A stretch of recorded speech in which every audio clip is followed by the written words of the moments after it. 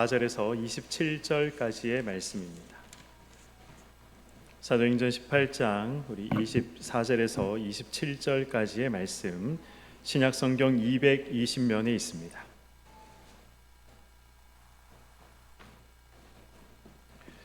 우리 24절부터 28절까지 교독하시겠습니다. 알렉산드리아에서 난 아볼로라 하는 유대인이 에베소에 이르니 이 사람은 언변이 좋고 성경에 능통한 자라.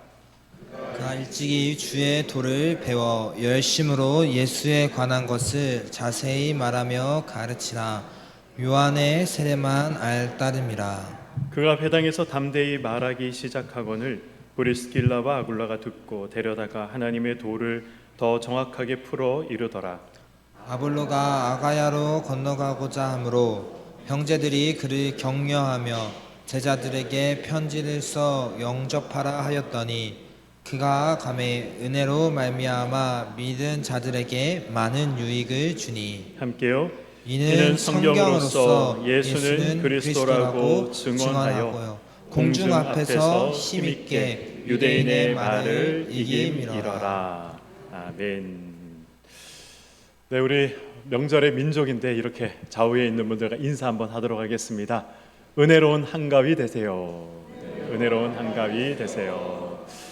네, 정말 은혜가 풍성한 우리 보름달만큼이나 풍성한 은혜로운 한가위 되시길 소망합니다.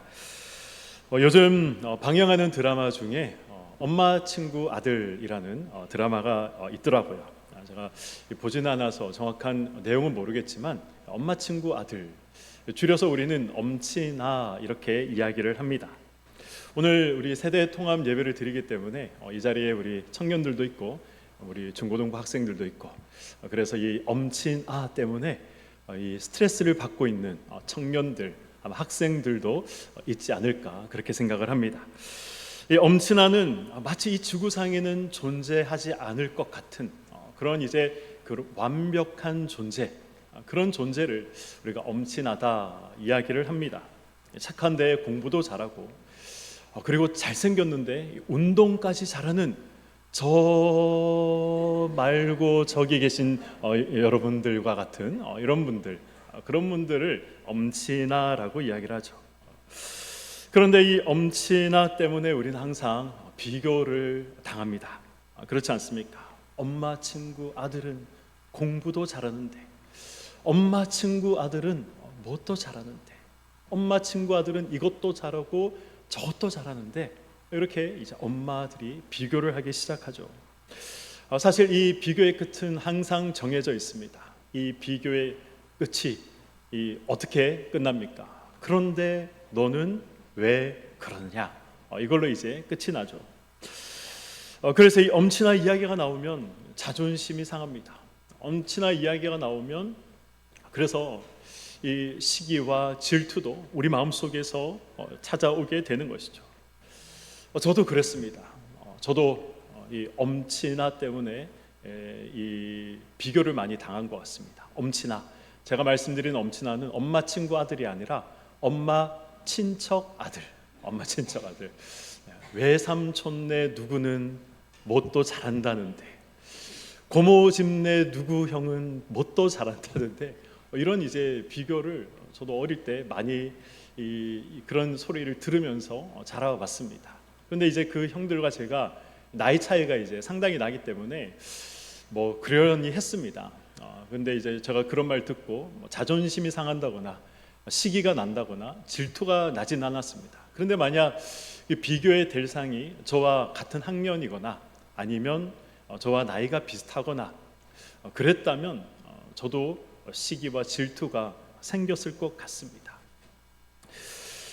우리가 살아가면서 이렇게 비교를 당하면 사실 참 기분이 상하고 기분이 나쁠 때가 참 많이 있죠. 근데 놀라운 것은 우리가 신앙생활 하면서도 우리가 다른 사람들과 비교당하고 또 스스로 비교하면서 그런 시기와 질투를 할 때가 있다는 것입니다. 성경에서 이러한 시기와 질투 때문에 망한 사람들이 등장하지 않습니까? 구약에서 대표적인 사람들이 누가 있을까요? 여러 사람들 아마 떠올릴 수 있는 사람들이 있겠지만 저는 사울이 아닐까 생각을 합니다. 다윗을 시기해서 이 망했던 사람 사울. 신약에 오면 또 누가 있을까요? 이 사도들의 칭찬을 받았던, 또 사람들에게 인정을 받았던 바나바, 그 바나바를 시기했던 아나니아와 삽비라가 바로 그런 사람들이 아닐까 생각을 해봅니다. 교회 내에서 나보다 잘났다, 나보다 더 인정받고 더 사랑받는 그런 사람들이 있으면 우리는 시기하게 되고 우리는 또 질투하게 됩니다.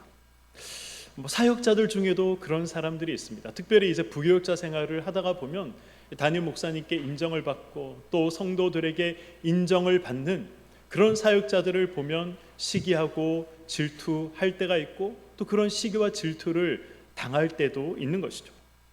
오늘 본문에 등장하는 바울과 아볼로는 충분히 이러한 시기와 질투의 대상이 될 수 있었습니다. 경쟁과 비교의 대상이 될 수 있었습니다. 그러나 바울도 아볼로도 서로 경쟁하지 않았습니다. 서로 비교하지 않았습니다. 그래서 서로 시기하거나 질투하지 않았습니다.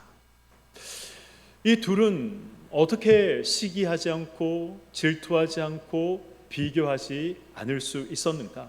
오늘 말씀을 통해 한번 살펴보시고 혹시 우리 가운데 이러한 시기와 질투의 마음이 있다면, 비교하며 경쟁하는 마음이 있다면 우리 마음속에 꼬여있는 이러한 마음들을 풀어내시는 그런 시간이 되시기를 소망합니다.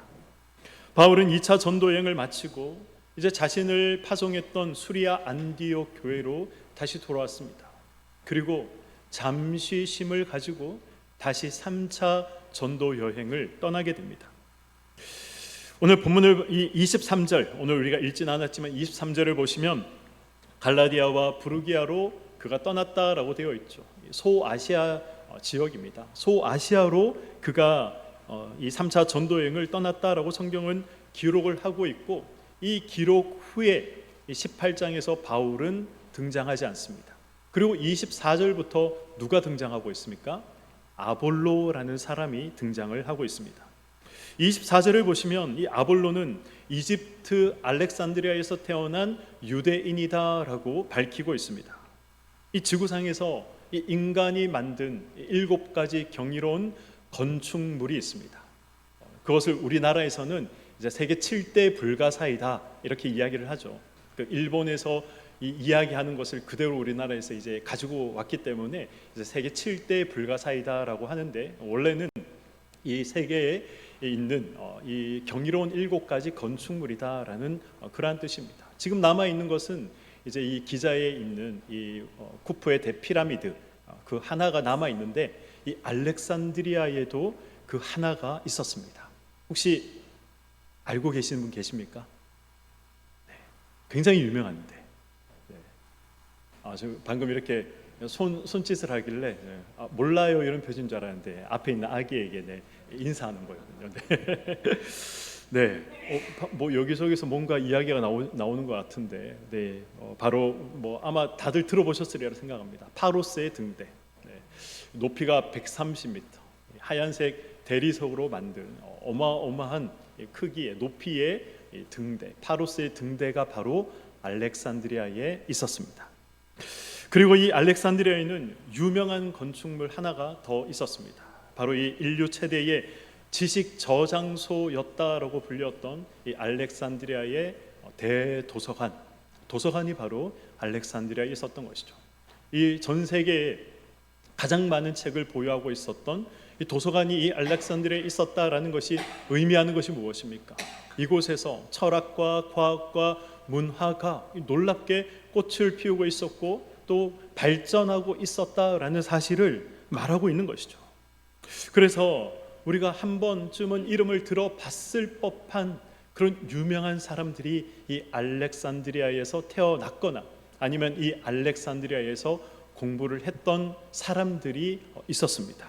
이 학교에서 배웠던 걸로 제가 기억을 하는데, 이 지구가 둥글다, 그리고 이 지구의 크기가 어떻다라는 것을 최초로 알아낸 사람이 있습니다. 그 사람 혹시 누군지 아십니까? 네? 뭔가 이야기하신 것 같은데, 네, 에라스토테네스라는 사람이죠. 에라스토테네스. 네, 그리고 유레카라고 외쳤던 사람. 네, 아리스토텔레스는 아닌데, 네, 아르키메데스, 그죠? 아르키메데스. 네, 그리고 제가 제가 수학을 전공했거나 공학을 전공했거나 제가 자연 계열이 아니라 제가 순수 인문 계열이기 때문에 전 잘 모르지만 유클리드 기하학이라는 그런 말은 들어본 적이 있습니다. 아마 이제 공부해 보신 분들도 계시리라 생각을 하는데, 그 유클리드 기하학의 유클리드가 바로 이 알렉산드리아에서 공부를 했던 사람이었습니다. 이 성경이 아볼로가 알렉산드리아 출신이다라고 밝히고 있는 이유가 있습니다. 그 이유가 무엇일까요? 이 바울 당시에 이 알렉산드리아는 이 문명과 문화와 과학과 철학에 있어서 가장 발전한 그런 도시였습니다. 이 아테네에서 서양 철학이 출발했다면 꽃을 피웠던 곳이 이 알렉산드리아였습니다. 바로 그런 곳에서 이 아볼로가 태어나고 그런 곳에서 아볼로가 자라나며 교육을 받았다는 것이죠. 이 아볼로도 밤이 되면 파로스의 등대의 등불을 보며 그도 성장했을 것입니다. 아볼로도 인류 최대의 이 지식의 저장소라고 불렸던 이 대도서관에서 그도 공부를 했을 것이고 책을 읽었을 것이고 학문을 연구했을 것입니다. 성경이 이 아볼로가 알렉산드리아 출신이다라고 지금 말씀하고 있는 이유는 그만큼 이 아볼로라는 사람이 대단한 이 지식 수준을 가지고 있었던 사람이다라는 것을 바로 이 말씀 속에 담아내고 있는 것이죠. 오늘 본문을 보시면 아볼로를 어떤 사람이다라고 기록을 하고 있습니까? 이 언변이 좋다라고 기록을 하고 있습니다. 이 성경이 말씀하는 언변이 좋다라는 말씀은 우리가 알고 있는 그저 말 잘하네 이 정도의 말씀이 아닙니다. 이때 당시에 가장 중요했던 학문 중에 최고의 학문은 수사학이었습니다. 수사학이 무엇입니까?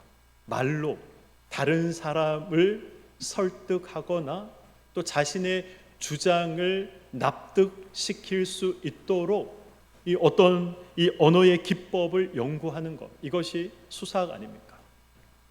이 언변이 좋았다 이 말은 이 아볼로가 당시에 최고의 학문을 배웠고 그 최고의 학문을 배우면서 최고의 실력을 가진 사람이었다라는 것을 말씀하고 있는 것입니다. 아볼로는 또한 성경에 능통한 자였습니다. 오늘 28절을 보시면 아볼로가 성경을 인용해서 예수가 그리스도다라는 사실, 예수가 메시아다라는 사실, 이 사실을 유대인들과 논쟁하고 이 논쟁에서 이겼다라고 기록을 하고 있습니다. 이 사실을 한번 생각해 보시기 바랍니다. 굉장히 놀라운 사실입니다. 바울이 어땠습니까? 바울은 1차 전도여행과 2차 전도여행을 하면서 단 한 번도 유대 회당이 있는 곳을 빠지지 않고 들어갔습니다. 바울이 들어가서 회당에서 한 것이 무엇입니까? 유대인들과 예수에 대해서 논쟁한 것 아니겠습니까? 바울이 수없이 논쟁을 했지만, 유대인들과 논쟁을 했지만 성경은 그 어디에도 단 한 번도 바울이 그 논쟁에서 승리했다, 이겼다라는 표현을 하고 있지 않습니다. 그런데 아볼로는 이 유대인들과 예수에 대해서 논쟁에서 이겼다라고 말씀하고 있는 것이죠. 이 부분만 놓고 본다면 바울보다 아볼로가 훨씬 더 뛰어난 사람이었다라고 우리가 생각할 수도 있는 것입니다. 제가 이렇게 말씀드리면, 아니 목사님, 아볼로가 지금 이 한 부분을 두고 이 한 번 유대인들과 논쟁에서 승리한 것을 가지고 너무 지금 아볼로를 치켜 세우는 것 아닙니까? 이 바울보다 더 뛰어났다라고 말하는 것은 너무 과장된 표현이 아닙니까? 이렇게 생각하시는 분들도 계시리라 생각을 합니다. 우리 고린도후서 10장 10절의 말씀을 한번 보도록 하겠습니다. 10장 10절의 말씀입니다. 그들의 말이, 여기서 이 그들은 누구를 말하는 것입니까? 고린도 교회의 교인들을 말하는 것이죠. 이 고린도 교회의 교인들이 다음과 같이 말한다는 것입니다. 고린도 교회의 교인들이 다음과 같이 생각을 하고 있다는 것입니다. 그의 편지들은, 여기서 말하는 그의 편지는 이 바울의 편지를 말하는 것이죠. 바울의 편지는 무게가 있고 힘이 있으나 그가 몸으로 대할 때는 약하고 그 말도 어떻다라고 말하고 있습니까? 시원하지 않다라고 이야기하는 것입니다. 지금 고린도 교회의 성도들이 무슨 말을 하고 있습니까? 제가 조금 각색해서 표현을 하면 바울은 글은 잘 쓰는데 이 설교가 엉망이다 라고 말하고 있는 것입니다. 차라리 책만 쓰면 좋겠다, 설교는 하지 않았으면 좋겠다, 지금 이 말을 하고 있는 것이거든요. 고린도 성도들이 이런 생각을 가지게 된 이유가 무엇입니까? 고린도 성도들이 이런 생각을 가지게 된 이유는 이 아볼로 때문이었습니다. 오늘 본문의 내용을 보시면 이제 아볼로가 아가야 지방으로 가게 되는 장면이 있습니다. 아가야 지방은 어떤 도시가 있는 지방이었습니까? 고린도가 있는 지방이었죠. 아가야 지방에 갔다라는 말은 이 아볼로가 고린도 교회의 다음 목회자로, 누구 다음 목회자로 갔습니까? 바울 다음에 목회자로 갔다라는 말입니다. 당연히 목회자로 갔으니 그곳에서 말씀을 가르쳤겠죠. 설교를 했겠죠. 이 아볼로가 누구입니까? 이 해박한 성경 지식과 그리고 화려한 수사학으로 이 유대인들을 말로써, 언변으로써 제압했던 사람이 아볼로였습니다. 그런 아볼로의 설교를 들은 고린도 성도들이 이 아볼로에게 마음을 빼앗기지 않았을까요?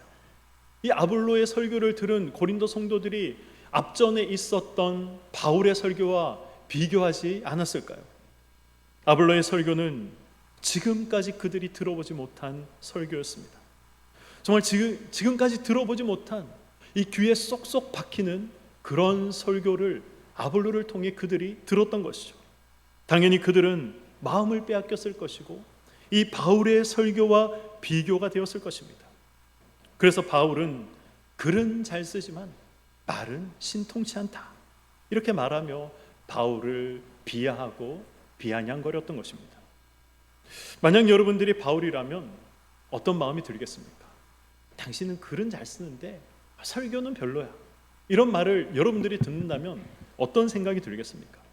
고린도 교회는 사실 바울이 눈물을 흘리고 바울이 땀을 흘려서 개척하고 세운 교회가 아닙니까? 그런데 이런 말을 들으면 화가 나지 않겠습니까? 마음이 상하지 않겠습니까? 이 아볼로에 대해서 시기와 질투의 마음이 들지 않겠습니까?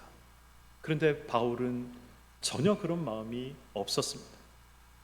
고린도 교회가 가지고 있었던 여러 문제 중에 하나가 바로 이 파당을 짓는 문제였습니다. 그 파당 중에 어떤 파와 어떤 파가 있었습니까? 바울파가 있었고 아볼로파가 있었습니다. 그래서 바울이 고린도 교인들에게 어떤 말을 권면합니까? 고린도전서 3장 6절을 보시면 나는 심었고 아볼로는 물을 주었을 때 그러나 이것을 자라게 하신 이는, 너희들의 신앙을 성장케 하신 이는 하나님이다라고 말씀하고 있습니다. 이 말씀은 바울 자신도 그리고 또 아볼로도 하나님의 이 각기 다른 도구로 쓰임 받았다, 각기 다른 역할을 했을 뿐이요 하나님께서 모든 것을 하셨다라는 말씀입니다. 그러나 이 말씀을 우리가 조금 더 깊게 생각해 본다면 어떤 의미가 있습니까?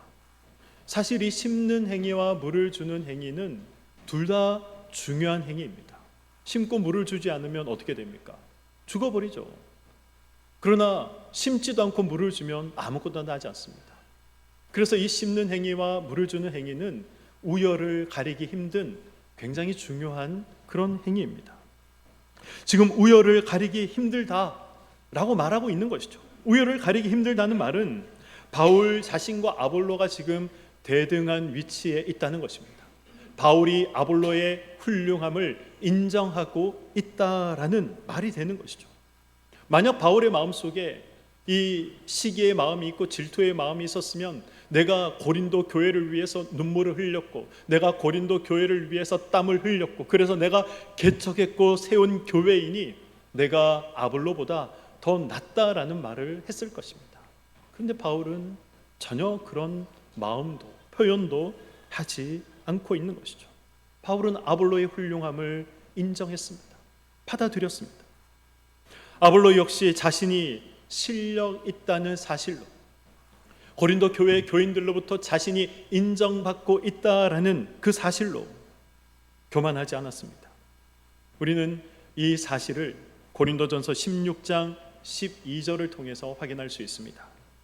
형제 아볼로에 대하여는 그에게 형제들과 함께 너희에게 가라고 내가 많이 권하였을 때 지금은 갈 뜻이 전혀 없으나 기회가 있으면 가리라. 이 말씀이 어떤 내용인지 우리가 딱 이 부분만 읽어서는 이해가 잘 안 됩니다. 그래서 이 말씀을 쓰게 된 상황과 배경을 우리가 좀 알 필요가 있습니다. 바울이 아볼로에게 이 고린도에 갈 것을 많이 권했다라고 기록을 하고 있죠.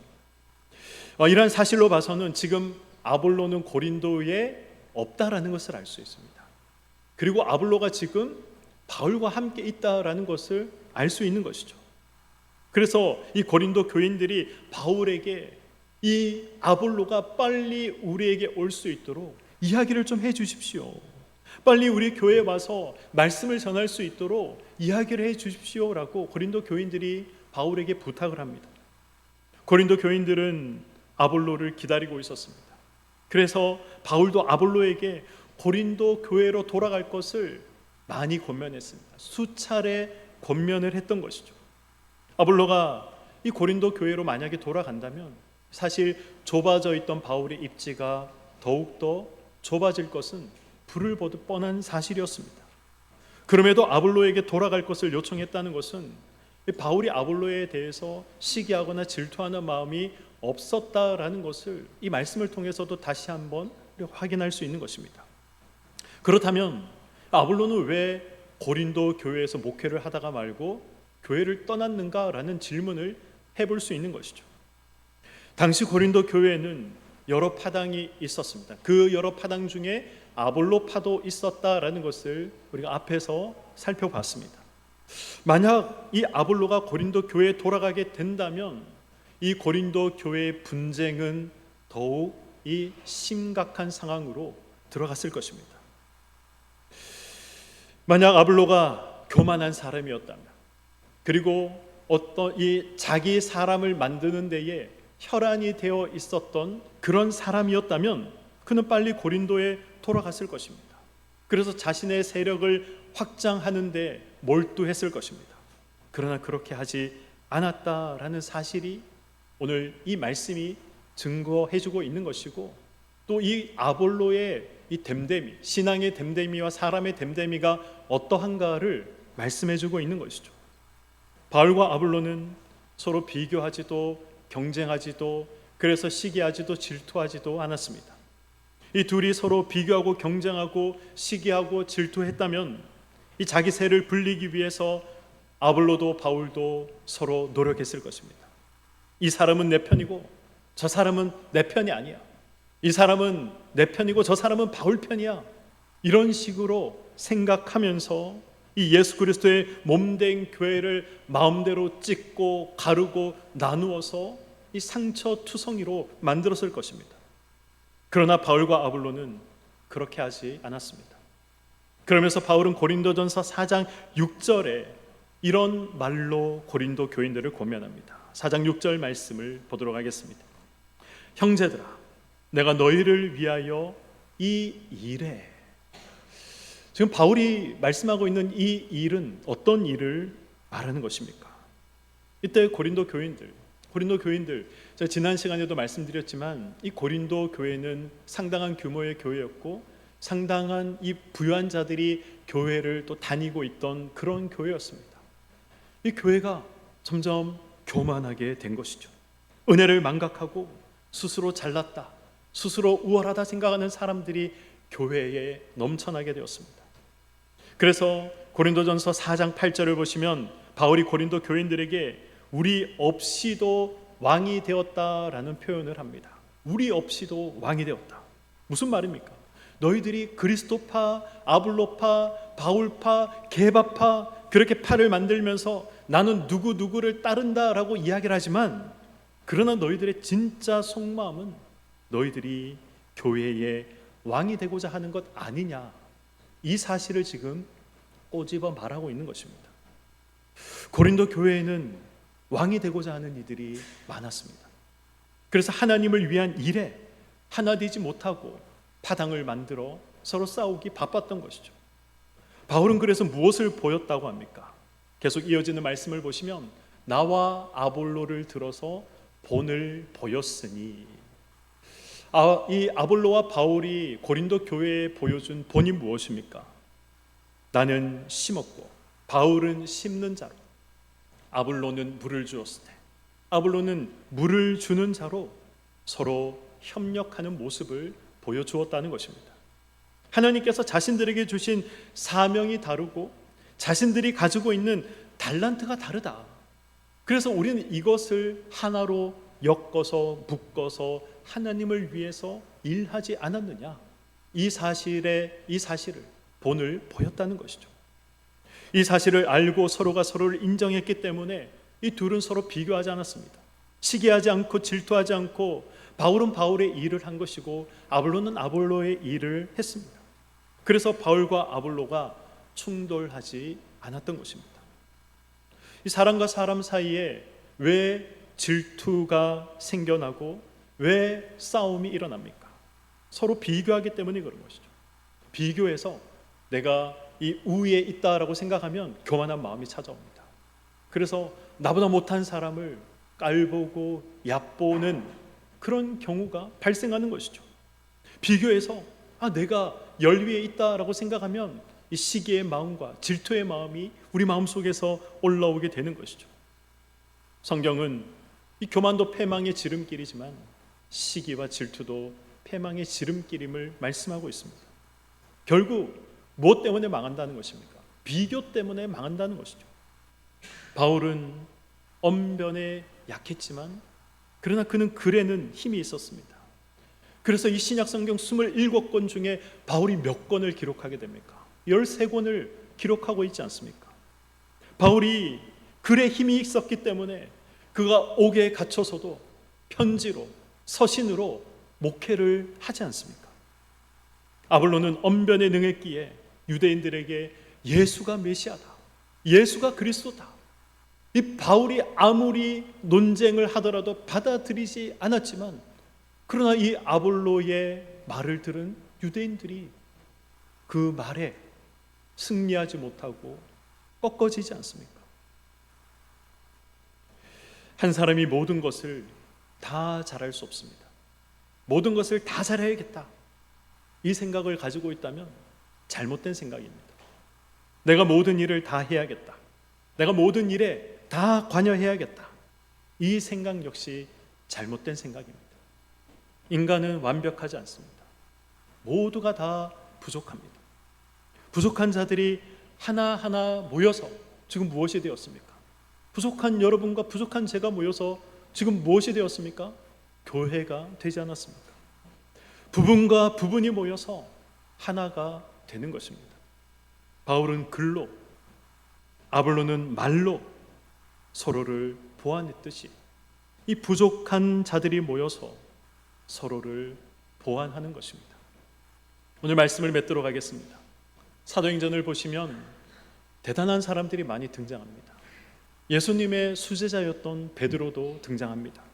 최초의 순교자였던 스데반 집사도 등장을 합니다. 바울이 이 예루살렘 공동체에 들어올 수 있도록 힘쓰고 애썼던, 이 바울이 바울 될 수 있도록 했던 바나바도 등장을 합니다. 만약 이들이 없었다면 바울도 없었습니다. 그뿐만 아니죠. 수많은 바울의 동역자들이 등장합니다. 1차 선교 여행을 위해서, 2차 선교 여행을 위해서 바울과 동행했던 수많은 동역자들이 등장하고 있습니다. 이들이 없었다면 바울의 사역도 없었습니다. 그래서 이 사도행전에서 중요하지 않은 사람은 사실 아무도 없습니다.